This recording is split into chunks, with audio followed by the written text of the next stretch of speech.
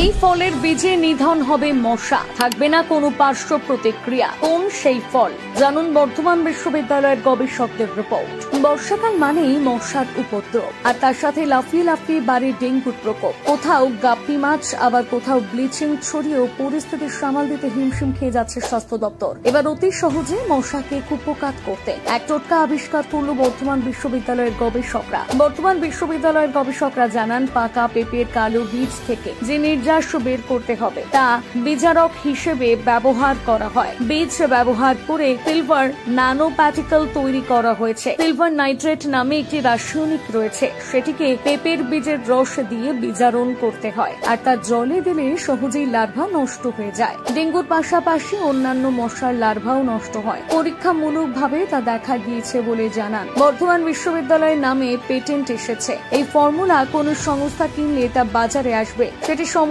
জায়গাতেই ব্যবহার করা যাবে।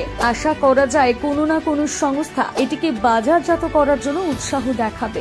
এই ধরনের সামগ্রী তৈরি করতে খরচ অনেকটাই কম হবে। এর কোনো পার্শ্ব প্রতিক্রিয়া নেই। ফুলের টব বা ড্রামের জলও তা সহজেই ব্যবহার করা যায়। এ রাজ্যে যথেষ্ট পরিমাণে পেঁপে উৎপাদন হয়, তাই বীজ পেতে তেমন সমস্যা হবে না। পেঁপে খাওয়ার পর বীজ ফেলে দেওয়া হয়, সেটিকে সংগ্রহ করে খুব সহজেই মশা নিধন করা যাবে। ডেঙ্গুর পাশাপাশি ফাইলেরিয়া রোগ বহনকারী মশার লার্ভাও সহজেই ধ্বংস করা যাবে। খাদ্য দপ্তর সূত্রে জানা গিয়েছে, বর্ষার সময় মশার লার্ভা বিনাশ করতে একমাত্র সচেতনতাই ভরসা। কোথাও জল যাতে না জমে তার জন্য লাগাতার প্রচার করা হয়, কিন্তু তারপরও বিভিন্ন জায়গায় জল জমে থাকে, সেখানে গাপ্পি মাছ ছাড়া হয়, কিন্তু সব জায়গায় তা ছাড়া সম্ভব হয় না। কিন্তু পেঁপের বীজ দিয়ে তৈরি হওয়া উপকরণ সব জায়গায় ব্যবহার করা যাবে। জলের মধ্যে তা কিছুটা দিলেই নিমিষে লার্ভা ধ্বংস হয়ে যাবে বলেই মত স্বাস্থ্য দপ্তরের।